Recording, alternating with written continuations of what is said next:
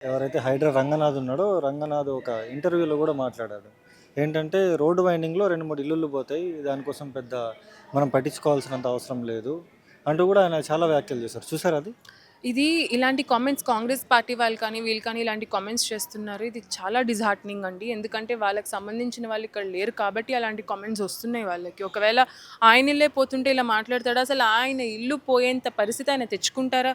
లేదు. పక్కన వాళ్ళ డబ్బులు, పక్కన వాళ్ళ మెంటల్ స్ట్రెస్ కాబట్టి ఇలాంటి మాటలన్నీ వస్తున్నాయి వీళ్ళందరికీ. ఫైనల్‌గా ఏం కావాలని చెప్పేసి కోరుకుంటా ఉన్నారు? మీరు ఎప్పటినుంచో కూడా ప్రొటెస్టులు చేస్తున్న పరిస్థితి ఉంది.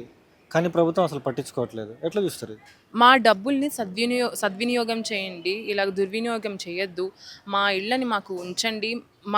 మేము కష్టపడి సంపాదించుకున్న ఇళ్ళని కూలగొట్టకుండా ఇలానే ఉంచండి. మేము ట్యాక్స్ పే చేస్తున్నాం. దాన్ని మీరు పేదలకివ్వండి, రైతులకివ్వండి, కన్‌స్ట్రక్షన్‌లో యూజ్ చేయండి, డెవలప్‌మెంట్‌లో యూజ్ చేయండి. మేము వద్దనం. కాకపోతే ఇలాంటి పిచ్చి పనులన్నీ చేస్తామంటే మాకు చాలా బాధగా అనిపిస్తది. మా డబ్బులు కరెక్ట్‌గా యూజ్ చేయట్లేదు. ఇంత మేము కష్టపడి మీకు డబ్బులు కడుతుంటే ట్యాక్స్ రూపంలో మీరు ఇలా దుర్వినియోగం చేస్తుంటే చాలా బాధగా అనిపిస్తుంది మాకు. సో ప్లీజ్ ఈ డెమాలిషన్ ఏదైతే ఉందో డెమాలిషన్ చేద్దాం అనుకుంటున్నారో ఆ డెమాలిషన్ ఆపండి. Please don't demolish hour houses.